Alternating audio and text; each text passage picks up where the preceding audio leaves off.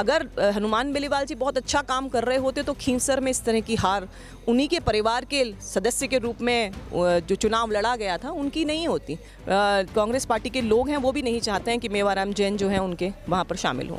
अच्छा मैम, कल ही नरेश मीणा जो देवली उनियारा से आते हैं, उनका कल ही जो है अनशन टूटा। वो 15 दिन से लगातार मांग कर रहे थे कि पिपलौदी हादसे में जो बच्चे थे, जो पीड़ित परिजन थे, उनको 50-50 लाख रुपए का मुआवजा दें, लेकिन सरकार की तरफ से कोई भी एक्शन नहीं दिखा। बीजेपी की उससे पीछे।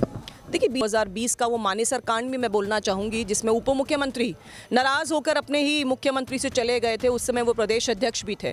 तो ये सब चीज़ें लोगों ने देखी है। हम एक चीज़ मैं बीच में यहाँ पर इंटरप्ट करना चाहूँगी। लगातार वो लोग कह रहे थे कि भजनलाल जी ने बकरियाँ भिजवा दी हैं। क्या इस बात में सच है? बकरियाँ भिजवाई गई थी आपकी? देखिए हनुमान बेनीवाल जी की राजनीति अगर आप देखें तो उन्होंने हमेशा सुविधा की राजनीति की है। उनको जहाँ जहाँ पे जो व्यवस्था ठीक लगी वहाँ पर वो जाकर के अपना काम करते हैं, चाहे वो कोई भी पार्टी हो, चाहे वो कोई भी दल हो, चाहे वो कोई भी विचारधारा हो। हरीश चौधरी के इस्तीफे की बहुत ज़्यादा बात चल रही है क्योंकि मेवाराम जैन की वापसी हो गई है। तो क्या आपको लगता है हरीश चौधरी इस्तीफा देंगे मेवाराम जैन की वापसी? इसके पास में कोई मुद्दा ही नहीं है और इसीलिए कैमरे जैसी इश्यूज पर ये लोग इशू बनाते हैं और उसमें किस तरह की बातचीत करते हैं। इनके प्रदेश अध्यक्ष डोटासरा जी ने कही थी, जो महिलाओं से संबंधित विधानसभा अध्यक्ष जो अभी हमारे वर्तमान में है उनके लिए कही थी, वो भी उनकी मानसिकता को दिखाता है। आज पीसीसी कार्यालय के अंदर अगर आपने कैमरे लगा रखे हैं तो इसलिए लगा रखे हैं कि महिलाओं। नमस्कार, मैं हूं मोनालिका मेड़तवाल, आप देख रहे हैं राजस्थान वन। इस वक्त राजस्थान की राजनीति में तमाम चीज़ें चल रही हैं और सबसे ज़ोरों पर कुछ है तो वो है कांग्रेस में मेवाराम जैन की वापसी, जिस पर इस वक्त भाजपा बहुत ज़्यादा चुप नज़र आ रही है। तो उन्हीं तमाम चीज़ों पर हम चर्चा करेंगे जो आज सुबह से बहुत ज़्यादा चल रहा है। मेवाराम जैन, हरीश चौधरी, मेवाराम जैन की वापसी, बाड़मेर में वो पोस्टर्स एंड एवरीथिंग, उन्हीं तमाम चीज़ों पर चर्चा करेंगे। हमारे साथ चर्चा के लिए मौजूद है बीजेपी की प्रवक्ता राखी राठौर जी। बहुत बहुत नमस्कार ma'am. Thank you Monalika, thank you. जी मैम, मेवाराम जैन की आज बाड़मेर में वापसी हुई है 2 साल बाद। रेप केस में वो निष्कासित कर दिए गए थे, क्या कुछ कहेंगे आप उस पर? देखिए कांग्रेस पार्टी ने जिस तरह से 2 दिन पहले मेवाराम जैन जी का निष्कासन वापस लिया, ये साफ तौर पे दिखाता है कि नैतिक तौर पे और वैचारिक तौर पे कांग्रेस पार्टी शून्यता पर आ चुकी है। उनके निष्कासन का जो कारण था, जो सीढ़ियाँ थीं, मुझे लगता है राजस्थान में महिलाओं के सम्मान की बात सबसे ऊपर कही जाती है और ये एक ऐसा प्रदेश है जहाँ पे महिला सम्मान सबसे ऊंचा रखा गया। वहाँ पर वैसे प्रदेश में ऐसी क्या मजबूरी है कांग्रेस पार्टी की कि मेवाराम जैन जैसे व्यक्ति का, जिसका बैकग्राउंड बहुत ख़राब रहा, लोगों ने देखा कांग्रेस के अंदर भीतर ही इसमें बहुत बड़ा एक विरोध नज़र आ रहा है और वो साफ आपको बाड़मेर में आज जिस तरह के पोस्टर्स लगे, जिस तरह की अश्लीलता परोसी गई, वो उनकी एक मानसिकता को दिखाता है कि कांग्रेस पार्टी अपने काम के लिए, अपने राजनीतिक जो उनके एजेंडे हैं उनको पूरा करने के लिए किसी भी हद तक जा सकती है और जितनी कड़ी निंदा की जाए उनके निष्कासन को वापस लेने की। और मुझे लगता है कांग्रेस पार्टी नहीं, वहाँ के लोगों को भी उनका बायकॉट करना चाहिए, क्योंकि इस तरह के लोगों को अगर हम राजनीतिक तौर पे सफल करेंगे या कुछ भी, तो ये एक बाकी बच्चों के लिए, युवाओं के लिए उदाहरण होगा। तो ये बहुत ही गलत किया है कांग्रेस पार्टी ने। उनका निष्कासन साफ साफ दिखाता है कि कांग्रेस पार्टी के पास कोई व्यू नहीं है, कोई विचार ही नहीं है कि जिसके माध्यम से वो लोगों के बीच में जा सके और अपनी बात को कह सके। अच्छा मैम, हाल ही में तब विधानसभा हो रही थी तो कैमरे वाला जो मुद्दा था उसको विपक्ष ने बड़ा ज़ोरों से उठाया कि महिलाओं पर नज़र रखी जा रही है कैमरे के जरिए, बड़ा ज़ोरों से उस मुद्दे को उठाया गया। लेकिन वहीं जब अभी मेवाराम जैन की वापसी हो रही है तो भाजपा क्यों उस मुद्दे को पे ज़्यादा प्रमुख नहीं नजर आ रही है? लगातार मेवाराम जैन जी का जब वापसी हुई तो लगातार भारतीय जनता पार्टी ने, हमारे प्रदेश के अध्यक्ष जी ने इस बात को उठाया कि ये गलत तरीके से आप इसको लेकर आ रहे हैं और साफ साफ दिखाता है कि कांग्रेस पार्टी के कथनी और करनी में फ़र्क है। जिस तरह से उन्होंने कैमरेज की बात कही विधानसभा में, मैं कहना चाहूँगी मोनालिका, एक विधानसभा एक ऐसी जगह होती है, एक ऐसा पटल होता है और मैं तो यही कहूँगी कि जब सीपी जोशी जी विधानसभा अध्यक्ष थे, उन्होंने वहाँ पर यूट्यूब चैनल की शुरुआत की, लाइव आप कहीं पर भी देख सकते हो। जब इस तरह की पारदर्शिता शुरू की कांग्रेस पार्टी ने, अगर मान लीजिए वहाँ पे और कैमरेज लगते हैं तो उससे मुझे लगता नहीं कोई समस्या होनी चाहिए। और जिस तरह की बातचीत इनके प्रदेश अध्यक्ष डोटासरा जी ने कही थी, जो महिलाओं से संबंधित विधानसभा अध्यक्ष जो अभी हमारे वर्तमान में है उनके लिए कही थी, वो भी उनकी मानसिकता को दिखाता है। आज पीसीसी कार्यालय के अंदर अगर आपने कैमरे लगा रखे हैं तो इसलिए लगा रखे हैं कि महिलाओं को देखना चाहते हैं। मतलब इस सोच से बाहर कब निकलेगी कांग्रेस पार्टी? ये बहुत ही गलत है।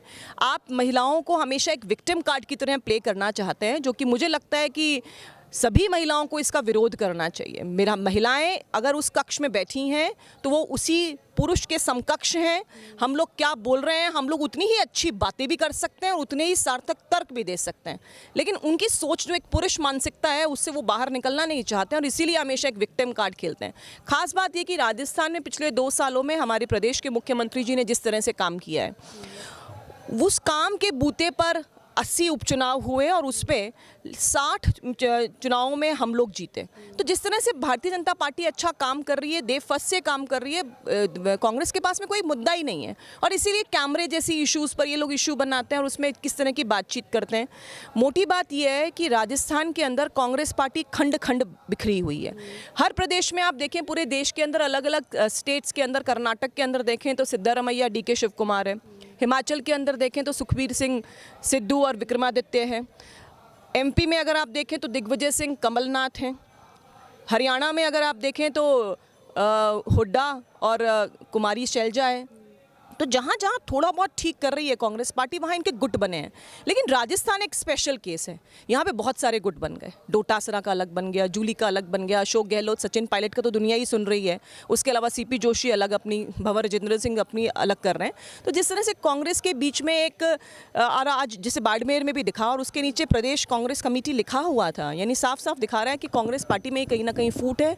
उनके बीच में भी वहाँ के जो कांग्रेस पार्टी के लोग हैं वो भी नहीं चाहते हैं कि मेवाराम जैन जो हैं उनके वहाँ पर शामिल हों। मैम, अभी 4 गुटों की जो आपने बात की कही कांग्रेस में, पर उस पर तो आप पूरी तरह से नकार देते हो कांग्रेस के मंत्रियों से, कांग्रेस विधायकों से अगर इस विषय पर बात की जाए तो कहता है ऐसा कुछ नहीं है। वहीं राजेश पायलट जी की पुण्यतिथि में भी अशोक गहलोत पहुंच गए, फोटोज़ भी अब साथ में आ जाती है, तो गुटबाजी वाली चीज़ से तो मुखर जाते हैं अब वो लोग। देखिए, प्रत्यक्षम किम प्रमाणम, राजस्थान की जनता वो जानती है अच्छे से कि जब इनके पास में विपक्ष में होते हैं तब तो ये हाथ मिलाकर के साथ भोजन करते हुए, हाथ मिलाते हुए, भाषण देते हुए इनकी तस्वीरें आती हैं। लेकिन जैसे ही जनता की सेवा करने का इनको मौका मिलता है, और जिस तरह की सिर्फ फुटअव्वल हमने 2018 से लेकर के 2023 के बीच में देखी, 2020 का वो मानेसर कांड भी मैं बोलना चाहूँगी जिसमें उप मुख्यमंत्री नाराज़ होकर अपने ही मुख्यमंत्री से चले गए थे, उस समय वो प्रदेश अध्यक्ष भी थे। तो ये सब चीज़ें लोगों ने देखी है। हमने देखा है कि हमारे प्रदेश के अंदर हमारे मंत्री, हमारे विधायक होटलों में रुकने का एक रिकॉर्ड स्थापित किया और इतने बड़े समय तक, वो लंबे समय तक वहाँ पर रुके जब कोरोना में सबसे ज़्यादा ज़रूरत राजस्थान की जनता को, उनके जनप्रतिनिधि, उनके मंत्रियों को, उनकी सरकार को थी। सरकार बंद थी, कभी जैसलमेर में बंद थी, कभी फेयरमाउंट में बंद थी, कुछ लोग मानेसर गए हुए थे। अब इनकी बीच की जो सिर्फ फुटअव्वल है वो सबको नज़र आती है। आप ये बताइए कि अभी विधानसभा का सेशन चला, पिछले सेशन के अंदर डोटासरा जी और जो अभी वर्तमान में विधानसभा अध्यक्ष हैं उनके बीच में जो भी बात हुई, जूली जी ने माफ़ी मांगी, लेकिन फिर भी इस सत्र के अंदर डोटासरा नहीं आए। जूली जो कि वहाँ के नेता प्रतिपक्ष हैं, उनकी माफ़ी मांगने के बाद भी प्रदेश अध्यक्ष की इतनी बड़ी ईगो है कि वो आकर के विधानसभा में जनता की आवाज़ उठाने को तैयार नहीं है, लेकिन बाहर वो हर तरह की वो बातें कहने को तैयार हैं जिसमें कि महिलाएं शर्मसार होती हैं, राजस्थान के निवासी शर्मसार होते हैं। तो लोगों को दिख रहा है और ये हर जगह ऐसा ही करते हैं।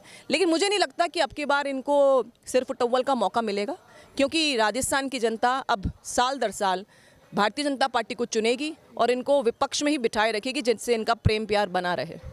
अच्छा मैम, कल ही नरेश मीणा जो देवली उनियारा से आते हैं, उनका कल ही जो है अनशन टूटा। वो 15 दिन से लगातार मांग कर रहे थे कि पिपलौदी हादसे में जो बच्चे थे, जो पीड़ित परिजन थे, उनको 50-50 लाख रुपए का मुआवजा दें, लेकिन सरकार की तरफ से कोई भी एक्शन नहीं दिखा। बीजेपी की उससे पीछे हटी। देखिए, बीजेपी उससे पीछे नहीं हटी है। जिस तरह की घटना झालावाड़ में हुई थी उसका दुख सभी को है और मुख्यमंत्री जी, मैं तो यही कहूँगी कि राजस्थान प्रदेश की का सौभाग्य है कि एक जनता से उठा हुआ, एक किसान परिवार से आया हुआ व्यक्ति को यहाँ पर जनता की सेवा करने का मौका मिला है और इसीलिए जनता की जो लोगों की जो प्रॉब्लम्स होती हैं उनको ज़्यादा बेहतर तरीके से समझने का काम हमारे प्रदेश के मुख्यमंत्री जी करते हैं। आपने वहाँ के कलेक्टर साहब का भी स्टेटमेंट सुना होगा, तुरंत राहत दी गई, जो व्यवस्थाएं सरकार की तरफ से होनी चाहिए थी उनकी व्यवस्था की गई। लगातार जो शिक्षा विभाग है उन्होंने भी लगभग 900 जो हमारे प्रदेश के अंदर स्कूल्स हैं, जर्जर स्कूल हैं, उनको ठीक कराने के लिए 160 करोड़ रुपए का अनाउंसमेंट भी किया और शुरू भी हो गया है काम।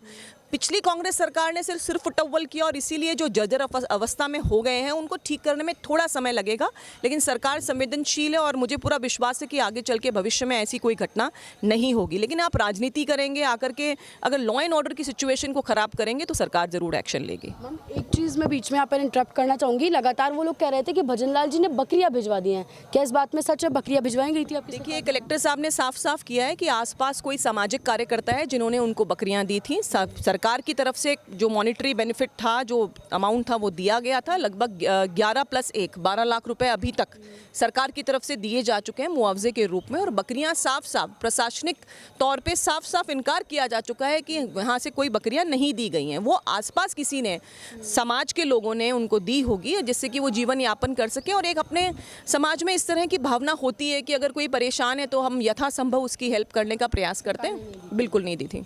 अच्छा मैम, एक और सवाल मैं आपसे पूछना चाहूँगी। हनुमान बेनीवाल, शायद आप ज़रूर आरएलपी सुप्रीमो के बारे में जानती होंगी, वो बड़ा लगातार मुख्यमंत्री जी पर बड़े हमलावर रहते हैं। वो कहते हैं कि जल्द ही उनकी जो पर्ची है वो हटने वाली है और वो मुख्यमंत्री बन जाएंगे जल्दी राजस्थान में। वो बड़े हमलावर रहते हैं सरकार पर, सिस्टम पे। देखिए, हनुमान बेनीवाल जी की राजनीति अगर आप देखें तो उन्होंने हमेशा सुविधा की राजनीति की है। उनको जहाँ जहाँ पे जो व्यवस्था ठीक लगी वहाँ पर वो जाकर के अपना काम करते हैं, चाहे वो कोई भी पार्टी हो, चाहे वो कोई भी दल हो, चाहे वो कोई भी विचारधारा हो।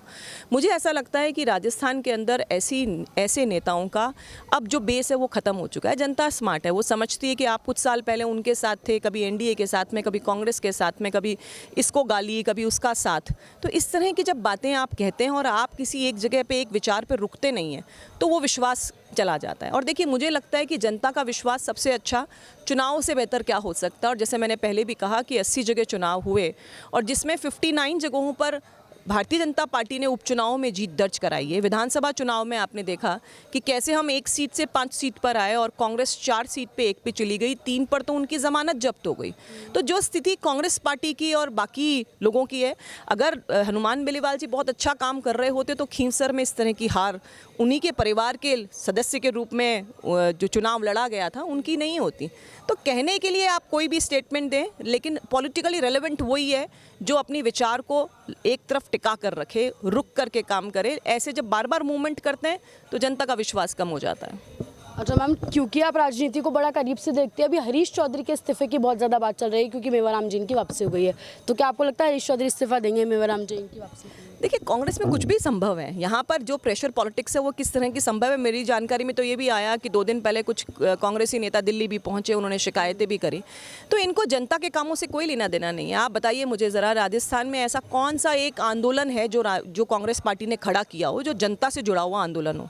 एक आंदोलन बता दीजिए। इनके राष्ट्रीय अध्यक्ष भी यहाँ पर आते हैं या राहुल गांधी जी भी आते हैं तो ढंग से हम भीड़ भी इकट्ठी नहीं कर पाते। इनकी आपसी सिर्फ फुटअव्वल इतनी ज़्यादा चरम पे जा चुकी है कि जनता इनको वापस नहीं लाएगी। और देखिए, मोटी बात है, एक राजस्थान या किसी भी प्रदेश देश के निवासी के रूप में सबसे पहली प्राथमिकता मेरी ये होती है कि मुझे एक स्टेबल सरकार मिले।